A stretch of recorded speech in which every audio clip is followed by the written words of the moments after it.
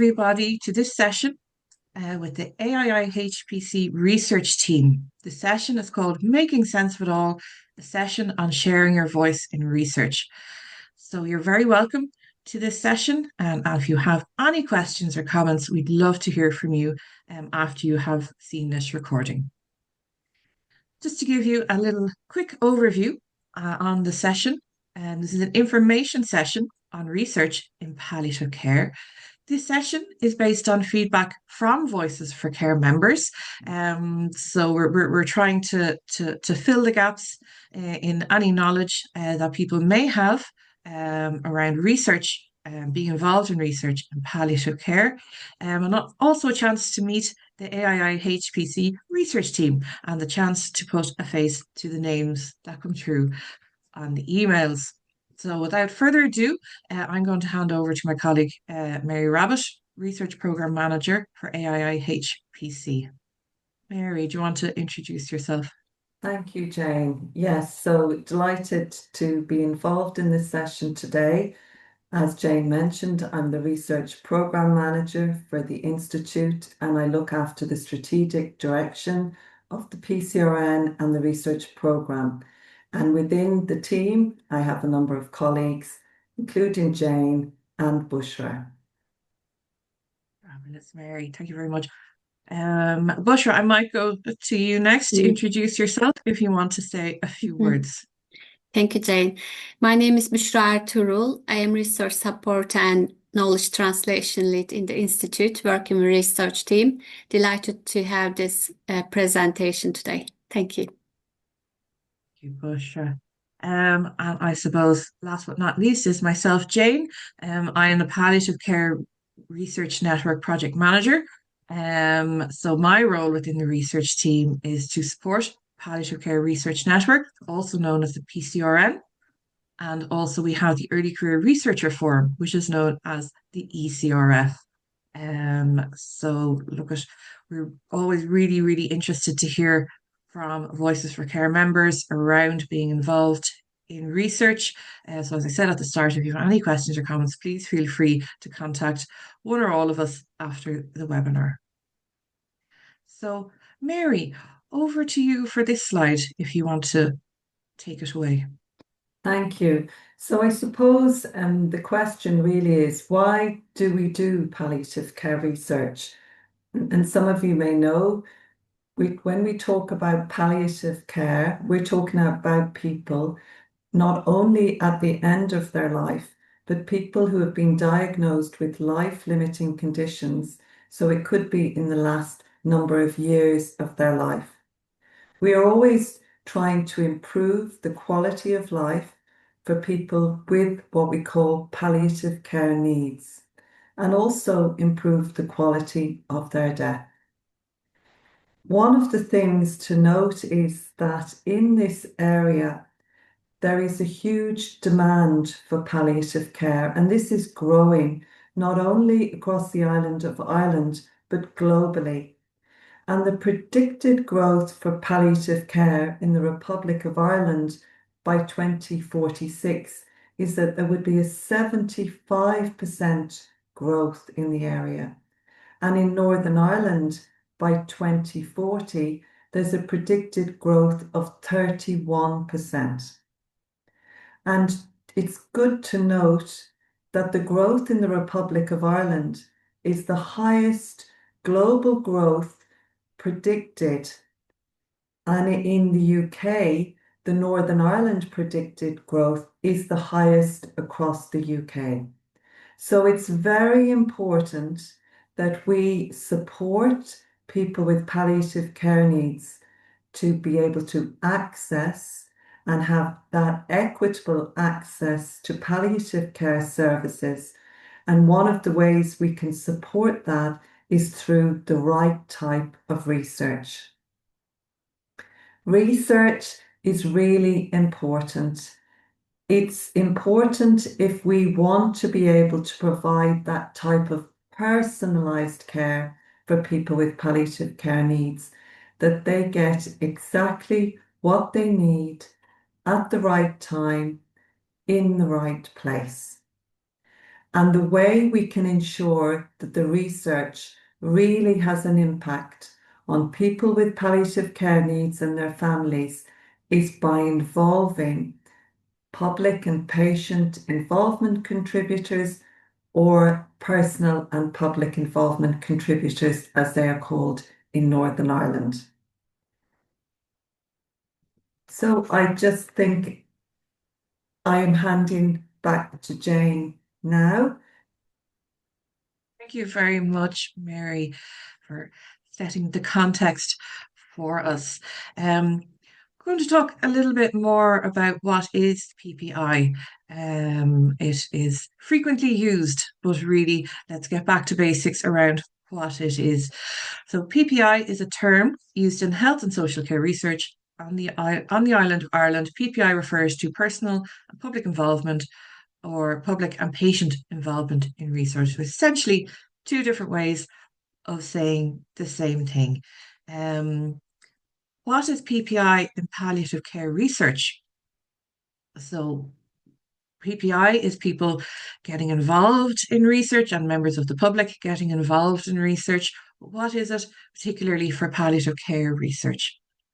The PPI in palliative care research actively supports and facilitates people with life-limiting conditions, their families and carers, and members of the public with an interest in palliative and end-of-life care, and to be involved in all stages of palliative care research. So we will explain the different stages of palliative care research as we go on through this webinar, but it's just to highlight that it's really important for PPI contributors to be involved in all stages of palliative care research. And essentially, as Mary mentioned on the last slide there, it's about making sure that PPI contributors are involved in research decision making and that PPI contributors are having an impact in palliative care research.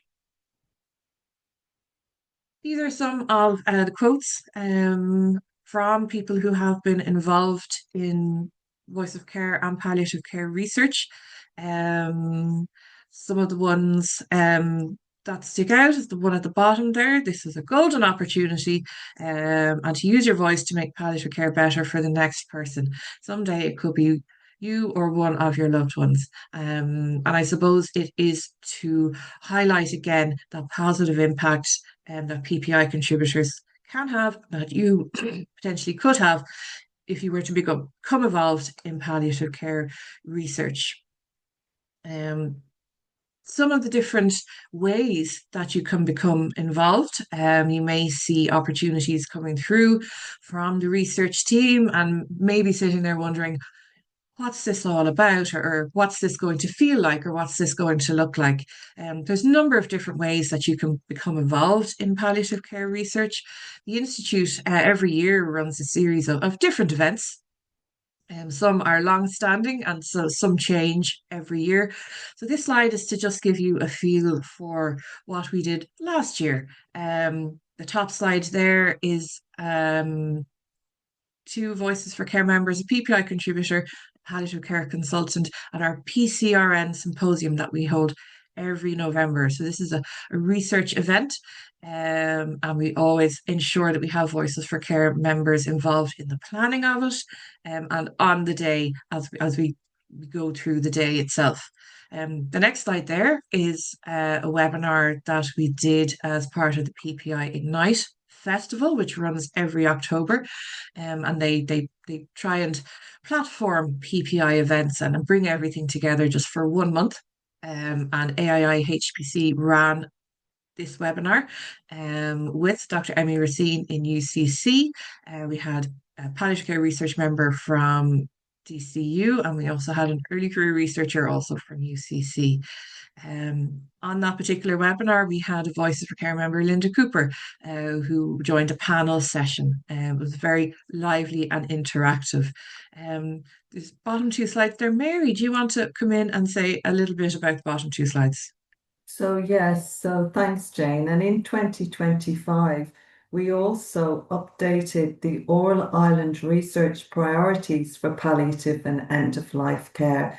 They had originally been identified in 2015, so it was pertinent to have this update in 2025. So this process was a priority setting project that involved the views of the public and also people with lived experience of palliative care and also people who have professional experience, those working to deliver palliative care. And one of the final things we had was a workshop, and you'll see the picture there on the lower left-hand side, in October 2025 that included an equal number of people with lived experience of palliative care and people with professional experience of palliative care. And they were ranking the priorities that had been identified and collected through a number of surveys with the public and professionals. So there's just some photos of it and some examples of involvement. Super. Thank you very much, Mary. I mentioned earlier on a little bit about the research cycle, and I'm going to hand over to Mary and Bushra for this, and they're going to explain the research cycle. So I think, Mary, I'm going to head over to you first, and if you want me to move the slide on, just give me the nod. So will I stay here or? So I suppose if we just sit back and we think about what is research, and we have people who'll be watching this webinar and thinking, well, I really am not involved in research. I don't really know about research. And maybe it's something, yeah, I would consider if I knew what it was. And what I'd say to everyone is everybody's involved in research because we all make decisions in our daily life in relation to what products we buy in the shops based on the quality or the cost or availability. And that's research. We are doing those analysis and we're making those decisions in our head. And based on that, we're making our choices and purchasing. And some of us do it very instinctually, and some of us are more analytical and do a lot of information gathering. So what I'd say to people is research is not difficult. It is not complex. Some of the terms and the processes and the way it's described can be a little bit off-putting. But this session today is to make you understand and to support you, especially for those who haven't been involved before, to think about, yes, I could get involved in that. And for those that have been involved before, to think about other ways they could get involved in research activities. So as Jane has put up there, this is the research cycle. And it starts off really, as you can see, the picture of the person, thinking and planning. Okay, what is it that we want to do? And I suppose that's the start of anything. That's where things start. And when we're thinking and planning, we may have ideas or we may have perspectives or we might have experiences, and we think, I wonder, can that be improved? I wonder why something isn't done in a certain way. You could have queries in your head about things. And I suppose one of the things we really want PPI involvement or public and patient involvement or personal and public involvement, we want you to be involved, is in that stage. It's a very important stage. And we want to make sure that not only are the researchers in the universities or in the sites, the clinical sites involved in identifying what the priorities are, we want you involved. And that's why we had that workshop last year. But we also want you involved in individual projects where at the very start they are discussing the idea. What if we look at this area? And some of the things you could be involved in this stage is coming up with suggestions on a potential idea. You could be supporting the researchers to think about, well, has this been done before? Is there other research there? Is this needed? Because not all research is needed. Sometimes it has already been done. And if they find, well, actually, this is needed, there's no evidence there to say the answer to our question, then you can really help to define what that question is. And I can't stress enough that having you involved from the very beginning makes a huge difference on the impact the research will have. So some of the things you'll be doing there is, as I said, identifying the topics for research, looking at what is the actual research question. So it sounds like, okay, we want to say, for example, improve the way people from maybe rural communities can access services. That could be a research question. So they can be broad or they can be very specific on a certain area. And then you, in this stage of kind of thinking and planning, you'll also think about, well, what way are we going to do the research? How are we going to do that? And Bushra is going to talk a little bit about that. And the very important part at the very start is to think that anything we do is ethical. So that any way that we involve people or we are collecting information, that we do it in an ethical way and we are supportive to people with palliative care needs and their families and healthcare professionals and everybody involved in the research. So the next stage is discovery. And in discovery, you could be involved in looking about, well, what are we going to say when this research is finished that this was successful? How are we going to measure that? And they often talk about outcome measures. What is it that we would like to be the outcome of this research? Is it for that research question I mentioned about rural communities? Is it that people in rural communities know which services they can ask for and request and where to get them? Would that be an outcome measure? So what is the impact we're thinking of? And you, as using your voice, you could be asked to be involved in the steering group. And when we say a steering group, it sounds, oh, what is that? But it's a term that's often used.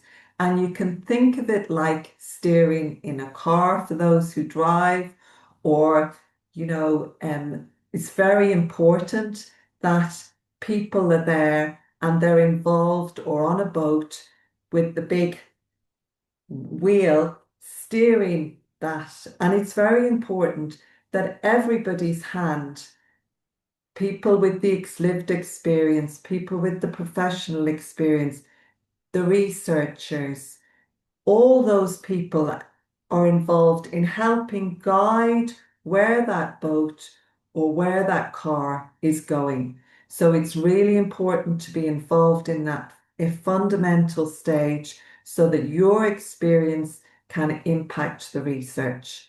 So I'm going to hand over to Bushra, who's going to bring you through the next two stages. Thank you, Mary. The next step is data gathering and analysis. And in this step, your input is very important. We start in help, you can help writing the information in a manner will be understandable and accessible. So your input to make the data more in plain language is very important here. And then you can also support research team, and you are a part of this research team, identifying barriers to recruit people to join the research. And you are working with researchers to understand the findings because you are experts in the field. You know the context, you know the situation or illnesses or the process from patient and carer perspective. So your support is very important here to understand the findings. from your perspective. And then the next step is writing and publishing the research. So the writing process is as many journals ask in PPI section. This is a requirement now. You will be the main part stakeholders writing these sections, and also, as we said, providing the findings more accessible manner. And as we have in many special interest group, you can join the analysis and writing processes of the research, and you will be co-author of these papers with other researchers, ECRF and PCRN researchers, and you make really huge contribution to research to make huge impact by providing this support, ensuring that language is clear and accessible to all audience. Yeah. And thank you, Bushra. And I suppose, Bushra, for those people that mightn't understand what a journal article is, just be able to give a little bit more information on that. So we have, so in research areas, so we have many different journals like palliative care related journals. We have many palliative care related journals or other social or psychological journals as well related to palliative care. So after we finish the research, there are many different kind of dissemination methods. Journal articles is one of the dissemination methods. It will be presentation, blog articles, or podcast, or newsletter, or poster presentation, as we have in our annual symposium, annual PCRN symposium. So you will be involving all this different publication process, and manuscript is one of this, and to provide research to international audience. So your research will be read by all different countries, different staff from clinical areas, patient families, and researchers. So this will make really huge impact to show your results at the international level. Thank you, Bushra. And it's kind of very important that not only is the information shared, through information sessions, but that, as you mentioned, Bushra, shared internationally, and that the evidence from the research has been assessed by other experts who weren't involved in the research, and then the journal article can be produced. So, and that's really nicely coming on to the next slide about share and impact. And I suppose one of the things, as Bushra was mentioning, the journal article, that reaches such a wide area, and it usually can also reach a lot of other people who may have professional experience in the area, and other researchers and maybe different people. But we're always conscious that we want to reach new audiences. And it's very important that your support there to identify those new audiences. So, for example, with that example I gave about rural communities, and maybe we wanted to improve the access for people in rural communities to palliative care, you might know exactly how we can reach those communities so we can share with them the evidence we have around their access to palliative care and how they can access it. So that is really important, because we want to ensure that not only do we reach the scientific, if you like, community, but we're reaching all the communities. And the other thing that your voice is very useful for is to make sure that there is action from the research. So we don't want the research to be finished and then it's a nice book or a publication or something like that, and it's put on a shelf. We want it taken from the shelf and we want it to be put into action. so that then people can see a real difference. So what we talk about is how can we make sure that the policy decisions that the government makes or the service providers make, like the HSC in the Republic of Ireland or the NHS and the public health agencies in Northern Ireland, how can we make them change the way they deliver certain things or they do certain things? And how can we make those in the government change the way things are done? Or how can we make those that deliver the services change? So your voice, using you, as Jane had mentioned earlier, that you come along, you support us, and when we are launching or discussing evidence or trying to change people's minds about things, that you're there and you help not only across the research cycle, but you will help to present that back and you'll be involved in the launch, for example. And what we'd say to everybody is, everybody feels uncomfortable at doing these things sometimes, or maybe I don't have the skills, or I'm nervous speaking, and we all feel that. But really, it's to think about why you're here in the first place, that you're here to support people with palliative care needs and their families. And that will make sure that your voice, your important voice, is heard and it's included in the research. So we really request, please come to us and get involved. So handing back to you now, Jane. Thank you, Mary, and thank you, Bushra, for that overview of the research cycle. And I suppose Mary summed it up really well there, because where does this all start? And this all starts with you as a Voices for Care member. I think, really the aim of this information session was to sort of lift the lid a little bit on palliative care research, where you can get involved, how you can get involved, and really we are there to support Voices for Care members who are perhaps thinking about getting involved and would like to know a little bit more. So as I said earlier on, please feel free to contact us if this this is striking you, and you're perhaps having a think about it, and would like to get involved. One of the ways that perhaps you could start thinking about getting involved is how to think. I'm going to leave this with you for a final thought.